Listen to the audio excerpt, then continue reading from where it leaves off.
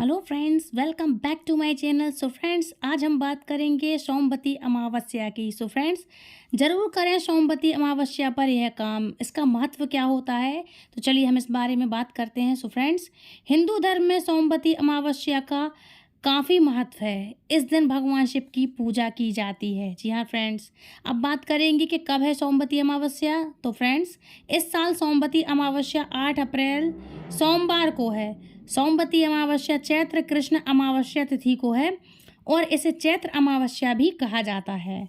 ये काम कब करें, आपके लिए कौन सा काम है जो करना चाहिए? वही सोमवती अमावस्या के दिन कुछ कार्य करना बेहद ज़रूरी होते हैं। इन कामों से भगवान शिव और पितर खुश हो जाते हैं, इसलिए आपको ये ऐसे कुछ काम है जो आपको अवश्य करना चाहिए। सो फ्रेंड्स, पशु पक्षियों के लिए आप खाना अवश्य डालें। अमावस्या पर पशु पक्षियों के लिए भोजन और पानी की व्यवस्था ज़रूर करें। इससे पितृ हैं जो आपके घर के, वो ज़रूर से खुश होते हैं। नेक्स्ट है तिल का दान। सोमवती अमावस्या के दिन आपको काले तिल का दान जरूर करना चाहिए। इससे भी पितृ दोष दूर होते हैं और आप पर उनकी कृपा बनी रहती है। तो फ्रेंड्स, ये थे कुछ कार्य जो आपके लिए करना बेहद ज़रूरी था, इसलिए मैंने आपके लिए बता दिए हैं। तो ये काम आप जरूर कर लीजिएगा। अब बात करेंगे शिव पूजा की। सोमवती अमावस्या के दिन आपको भगवान शिव और पार्वती की पूजा जरूर करनी चाहिए। इससे आप पर भगवान शिव की कृपा सदैव बनी रहेगी।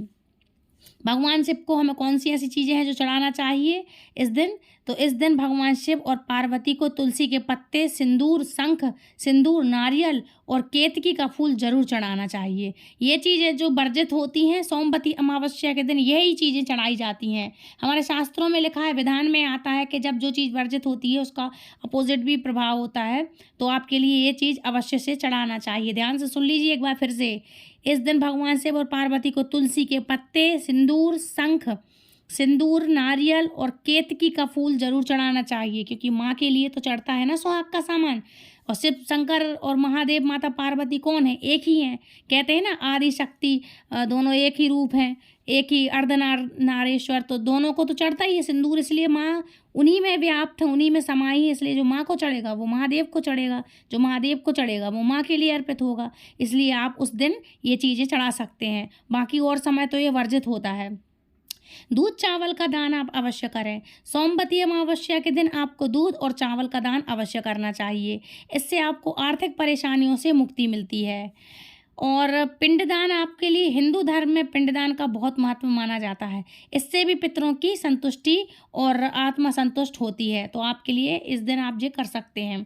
तो फ्रेंड्स, अब बात कर लेते हैं कि साल 2024 की सोमवती अमावस्या कब है और क्या है इसकी डेट और मुहूर्त। सो फ्रेंड्स, नए साल 2024 में पहली सोमवती अमावस्या 8 अप्रैल के दिन सोमवार को है। उस दिन चैत्र अमावस्या भी होगी। पंचांग के अनुसार पहली सोमवती अमावस्या की तिथि का प्रारंभ 8 अप्रैल को 3:21 पर हो जाएगा। इसका मतलब आगमन हो जाएगा, मनाई जाएगी। और इसका समापन उसी दिन रात को 11:50 पर हो जाएगा, मतलब 10:12 पर रात तक हो जाएगा। तो आप ऑलरेडी आराम से अपने टाइम के हिसाब से आप अपना कर सकते हैं। जो भी आपके लिए करना हो, परिक्रमा वगैरह लगाना हो, पूजा करना हो, आप इस तरह से कर सकते हैं। साथ ही दूसरी सोमवती अमावस्या कब है साल की? सो फ्रेंड्स, नए साल की दूसरी अमावस्या 2 सितंबर सोमवार को है। उस दिन भाद्रपद अमावस्या होगी। दूसरी सोमवती अमावस्या की तिथि 2 सितंबर को प्रातः 5:21 AM से शुरू होगी और इसका समापन 3 सितंबर को प्रातः 7:24 AM पर होगी। फ्रेंड्स, सनातन धर्म में अमावस्या का विशेष महत्व होता है। सोमवती अमावस्या पर स्नान, दान आदि का फल कई गुना अधिक बढ़ जाता है। अमावस्या तिथि सोमवार की सुबह 3:31 से शुरू होगी और इस स्थिति का समापन भी इसी दिन मध्य रात्रि 11:50 पर हो जाएगा, जैसा कि मैंने आपको पहले बताया है। इसी दिन 2080 संवत समाप्त होगा और अगले दिन नवरात्रि के साथ ही 2081 संवत भी संवत का भी आगमन होगा। जैसा कि मैंने आपको कई वीडियो में बताया है, आप मेरी वीडियो में जाके देख सकते हैं, चैनल पर जाके, कि हमारा हिंदू धर्म इसी दिन से बदलता है साल, ना कि कैलेंडर की और डेट के हिसाब से। तो नया संवत चालू होगा, पुराना संवत पीछे छोड़ के नया संवत चालू होगा। फ्रेंड्स, सबसे खास बात तो यह है कि सूर्य, चंद्र, शुक्र और राहु एक साथ ही मीन राशि में विद्यमान रहेंगे इस समय। जिस कारण अमावस्या पर चतुर्योग का सहयोग बन रहा है, जो चारों पुरुषार्थों की सरलता से प्राप्ति का कारक माना गया है। इसलिए इस बार अमावस्या का महत्व कई गुना अधिक बढ़ गया है। सोमवती अमावस्या के दिन स्नान दान करने से पितृ तो प्रसन्न होते ही हैं, साथ ही उनका आशीर्वाद भी सदा आप पर और हम पर बना रहता है। इस दिन समस्त शिव परिवार और माता लक्ष्मी की पूजा, विशेष पूजा अर्चना का विधान आता है। इसमें सभी को परिवार समेत गंगा स्नान और देव दर्शन करने चाहिए। 3 साल बाद एक बार फिर चैत्र मास के अमावस्या तिथि आई है। पुराणों के अनुसार सोमवती अमावस्या के दिन स्नान दान और दीपदान करने का बहुत महत्व होता है। महिलाएं पीपल वृक्ष की 108 परिक्रमाएं कर मंगल कामना पूरी करती हैं। पीपल वृक्ष में फेरी देने से अनंत फल मिलता है। इस पर ब्रह्मा, विष्णु और शिव का वास होता है। फ्रेंड्स, अमावस्या के दिन या अमावस्या के एक दिन पहले किसी भी आप मतलब जैसे अगर कहीं आप बाहर जा रहे हैं नहाने के लिए, जैसे किसी तीर्थ स्थान पर, तो आप 1 या 2 दिन पहले जाएंगे ही। और यदि आपके मतलब शहर में ही कोई पवित्र नदी है, तो फ्रेंड्स अमावस्या के दिन गंगा या अन्य किसी पवित्र नदी अथवा जलकुंड में स्नान करना आपको फलदायी माना जाता है इस दिन। और अमावस्या को पूजा करने से पितृ भी प्रसन्न होते हैं। चैत्र अमावस्या विक्रम संबंध वर्ष का अंतिम दिन होता है। विक्रम संबंध को आम भाषा में हिंदू नव वर्ष के नाम से भी जाना जाता है। इसके बाद चैत्र शुक्ल पक्ष की प्रतिपदा तिथि आती है, जो संवत का पहला दिन होता है, मतलब साल का पहला दिन माना जाता है। काफ़ी लोग नहीं जानते होंगे, डेट के हिसाब से मानते हैं नया साल, लेकिन हम हिंदू ऐसे हैं कि जो हम कैलेंडर के हिसाब से नहीं मानते हैं, हम संवत के हिसाब से मानते हैं। मतलब जो जिस तिथि के हिसाब से कहलाता, कहते हैं ना तिथि, तो हम लोग अपन हिंदू मतलब किससे मानते हैं? तिथि के हिसाब से। तो इस दिन साल का पहला दिन कहलाता है। फ्रेंड्स, चैत्र शुक्ल पक्ष की प्रतिपदा तिथि के दिन ही ब्रह्मा जी ने सृष्टि की रचना की थी।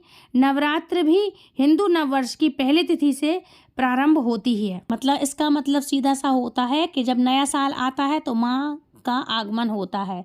मतलब हमारा तो हिंदू के धर्म के हिसाब से माना जाए तो नया साल हमारा अभी मनाया जाता है जब माँ का आगमन होता है। तो माँ के साथ हमारा नया साल बदलता है, कैलेंडर के हिसाब से नहीं, पंचांग के हिसाब से हमारा नया साल आता है। सो फ्रेंड्स, ये थी कुछ जानकारी जो मैंने आपको दी है। आई होप आपको पसंद आई होगी। और एक बात और बता दूँ, यदि आप नहाने के लिए इस समय कहीं पवित्र नदी या जलाशय में आप नहीं जा सकते हैं, तो प्लीज़ आप ऐसा किया कीजिए। मैंने भी पहले भी कई वीडियो में बताया कि आप जब नहाने को जाएं तो अपने घर में देखिए गंगा जल रहता है, नर्मदा जल रहता है या संगम का जल रहता है, कोई भी जल हो, आप कुछ ड्रॉप्स अपनी नहाने की पानी की बाल्टी में डाल लें और स्नान कर लें भगवान का नाम लेते हुए। इससे आपका समझ लीजिए कि आपका स्नान हो गया कहीं पवित्र नदी में। और अच्छा, जैसे आप यहाँ कहीं रहते हैं, जैसे नदी है, तालाब है, कुछ भी है, तो आप दीपदान इस दिन अवश्य करें, महावर लगाएं। और पीपल की यदि आप परिक्रमा करते हैं, तुलसी माता की परिक्रमा करते हैं, तो उन्हें सिंदूर सुहाग की चीज़ें आप अवश्य चढ़ाएं। आप भी महावर वगैरह लगाएं। पहले की वीडियो में मैंने बताया है आपके लिए कि नवरात्रि में आपके लिए चांदी का सामान यूज़ करना चाहिए, पहनना चाहिए। तो आप इसी दिन धारण करें चांदी का, तो आपका बढ़िया नवरात्र का त्यौहार भी बन जाएगा। तो फ्रेंड्स, ये कुछ छोटी छोटी बातें होती हैं, छोटी छोटी चीज़ें होती हैं जो हम भूल जाते हैं, हमें याद नहीं रहती हैं, लेकिन वीडियो के माध्यम से अपन को याद आ जाती हैं। इसलिए कहती हूँ दूसरों तक शेयर ज़रूर किया कीजिए और लास्ट तक वीडियो ज़रूर देखा करो। कुछ ना कुछ ऐसी छोटी छोटी बातें रहती हैं जो शायद हम भूल जाते हैं। तो क्या होता है कि यदि हम कुछ चीज़ें ऐसी जानकारी हैं जो हम देख लेते हैं, सुन लेते, तो हमारे दिमाग में चीज़ें बनी रहती हैं और हम भूलते नहीं हैं। तो फ्रेंड्स, और मैंने वीडियो की शुरुआत में ही आपका टाइम ज़्यादा ना लेते हुए तुरंत से आपके लिए बढ़िया से उपाय बताए हैं। तो प्लीज़ आप उन उपायों को भी सुनिए, ध्यान से कीजिए, शायद किसी के काम आ जाए। तो मिलती हूँ ऐसे इंटरेस्टिंग जानकारी के साथ नेक्स्ट वीडियो में। तब तक के लिए फ्रेंड्स, राधे राधे, हरे कृष्णा।